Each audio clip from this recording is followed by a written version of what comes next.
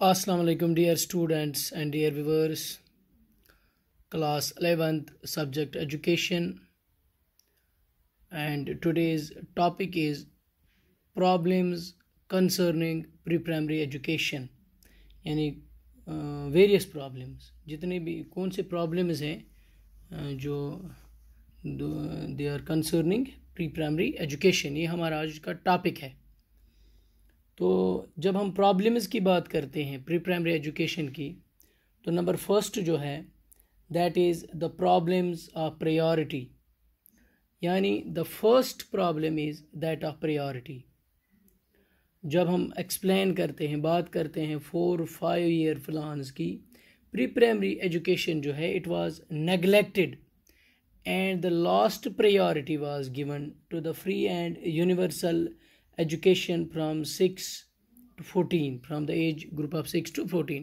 यानी ज़्यादा प्रायोरिटी जब हम बात करते हैं दी गई है या दी जाती है जो 6 से 14 साल के बच्चे हैं, यानी फ्री एंड यूनिवर्सल एजुकेशन की जब हम बात करते हैं उसको प्रायोरिटी, और जो प्री प्राइमरी एजुकेशन है दैट वाज नेगलेक्टेड। लेकिन इंडियन एजुकेशन कमीशन जो है that has drawn the right corrective by including pre-primary education in the total education ladder as an essential base and foundation.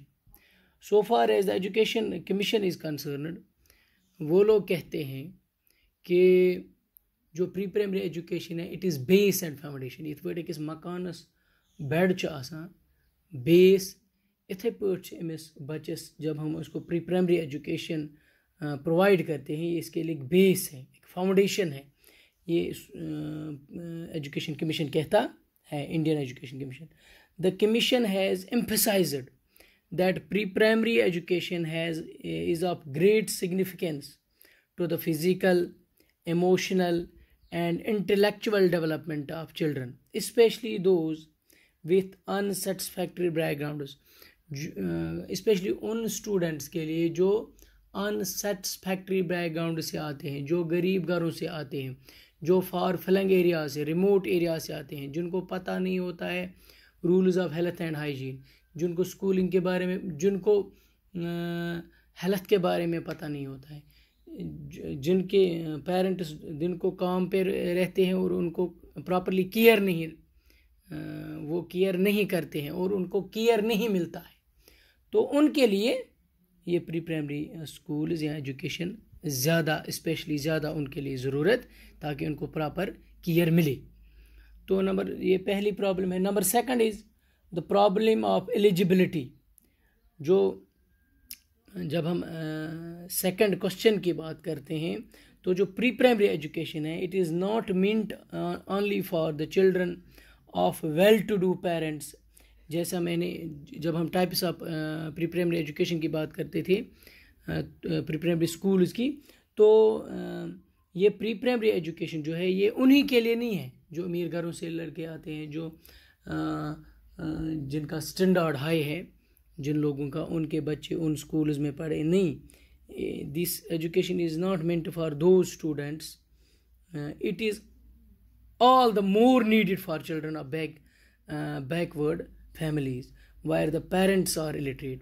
ये उन specially ज़्यादा उन बच्चों के लिए ज़रूरी है जो बैकवर्ड एरिया से आते हैं, बैकवर्ड फैमिली से आते हैं, जिनके पेरेंट्स इलिटरेट हैं, और उन एरियाज़ को priority should be given to those areas. तो डियर स्टूडेंट्स, जो विलेज चिल्ड्रन हैं whose mothers work in the fields deserve the first priority. जिनकी माएँ, जिनके मदर्स दिन को काम पे जाते हैं, फील्ड में, फैक्ट्रीज़ में काम करते हैं, किसी और जगह काम करते हैं, तो पहली प्रायोरिटी उन बच्चों को मिलनी चाहिए। But it may not be a practicable proportion to start nursery schools for them। ये हम उनके लिए अलग से नर्सरी स्कूल नहीं खोल सकते, क्योंकि जब हम बात करते हैं किसी विलेज की, वहाँ पे 3 to 5 एज ग्रुप के स्टूडेंट्स हैं, पर्टिकुलरली किसी विलेज की, तो वो उतने इनफ नहीं है कि हम क्लेम कर सकते हैं कि वहाँ पे हम एक नर्सरी स्कूल खोलें। वहाँ पे उतने ज़्यादा ये बच्चे नहीं होते इस एज ग्रुप के 3 to 5 ईयर्स। तो अगर हम कंजॉइंटली एक स्कूल खोलें, मतलब 2-3 गांव मिल के उनका लिए एक स्कूल खोले, तो फिर भी एक प्रॉब्लम होती है कि डिस्टेंस ज़्यादा नहीं होनी चाहिए एक विलेज से दूसरे विलेज, क्योंकि फिर ये छोटे बच्चे होते हैं, हम वारियां लकट आसान 3 to 5 ईयर, अमन पत एक विलेज पे बेकिस विलेजस ताईं गसुन, या ये तो स्कूल बनाओ जो इसकी मतलब 2-4 विलेज अगर मिल के उन एक स्कूल बनाएं उनके लिए, तो तिहज डिस्टेंस गई आसनी नॉट लेस देन 1 माइल, मतलब 1 मील गई आसनी, अम खुद ज़्यादा गई आसनी की। तो डियर स्टूडेंट्स, नंबर नेक्स्ट जो प्रॉब्लम है that is agencies for running nursery schools.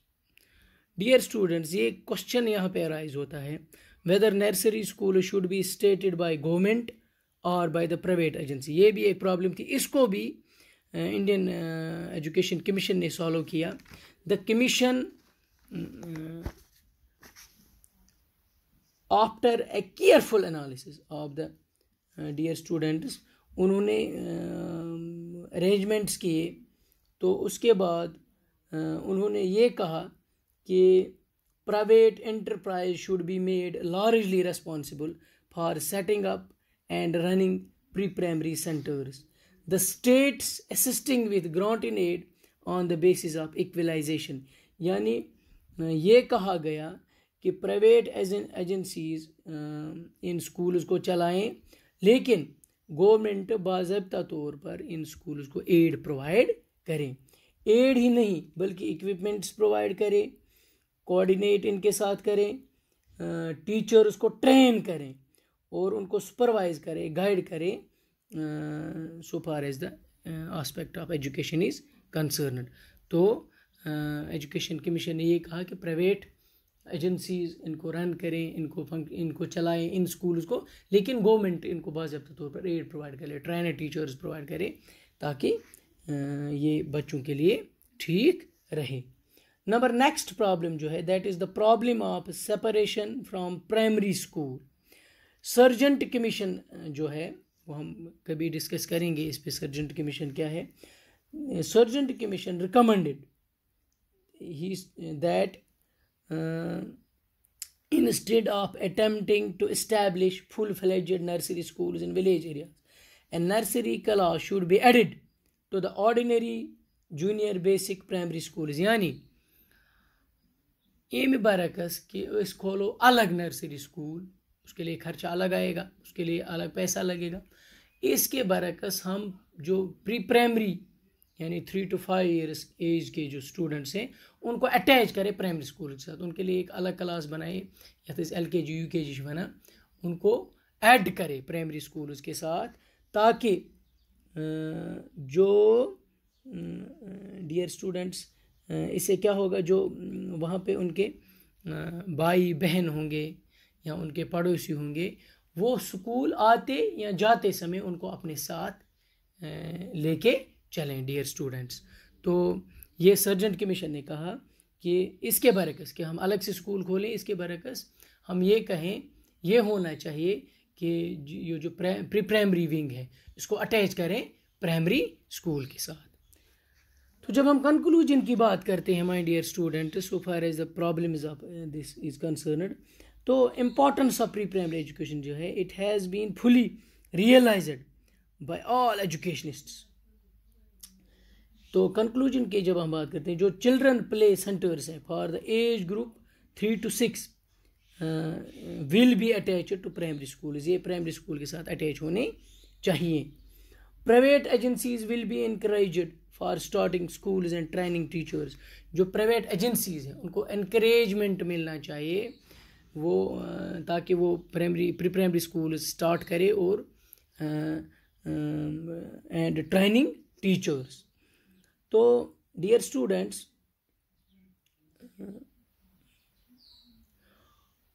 जब हम बात करते हैं इन चीज़ों की, it implemented may not lead, so जब हम बात करते हैं इन चीज़ों की, तो कोठारी कमीशन कहता है कि इससे भी अम सत्य हको न मतलब इन प्रॉब्लम्स को दूर नहीं कर सकते। तो क्या होना चाहिए, what is actually needed is the amendment of the constitution so as to include pre-primary education in the elementary education and to extend age group 6 to 14 on the lower side 3 to 14। यानी constitution में ये amendment होना चाहिए कि हम pre primary wing को attach करें primary wing के साथ, प्राइमरी स्कूल्स के साथ इन क्लासेस को अटैच करें, और जो एज ग्रुप है 6 to 14 वो जब हम लोअर साइड की बात करते हैं 3 to 14 होना चाहिए। The state government should pre primary classes attach to each primary school, यानी state government primary class pre primary class की जब हम बात करते हैं वो स्टार्ट होने चाहिए और वो अटैच होने चाहिए with each primary school and should set up special training school for training of teacher, और एक स्पेशल ट्रेनिंग स्कूल होना चाहिए जहाँ पे टीचर्स को ट्रेनिंग दी ये तो तमन टीचर मेल ट्रेनिंग। तो ये कहा गया है कि प्रॉब्लम इससे दूर हो सकती है कि प्री प्राइमरी विंग ये पाइज करें अटैच प्राइमरी स्कूल सहित, और जो 6 to 14 एज ग्रुप है इसको 3 to 14 कीजिए, और एक अलग से स्पेशल ट्रेनिंग स्कूल इस्टेब्लिश होना चाहिए, सेटअप होना चाहिए फॉर ट्रेनिंग ऑफ टीचर्स। तो ये थी कुछ problems concerning pre primary education. मुझे उम्मीद है आपने ये समझ लिया होगा, आप किताबों में पढ़ सकते हो। अगर कन्फ्यूजन हो तो मुझे बता दीजिएगा, उस कन्फ्यूजन को दूर करने की कोशिश करेंगे। तो आने वाले टॉपिक में हम करेंगे इसके रिमीडियल मेजर्स क्या है, इस प्रॉब्लम्स को हम कैसे दूर कर सकते हैं। Thanks very much.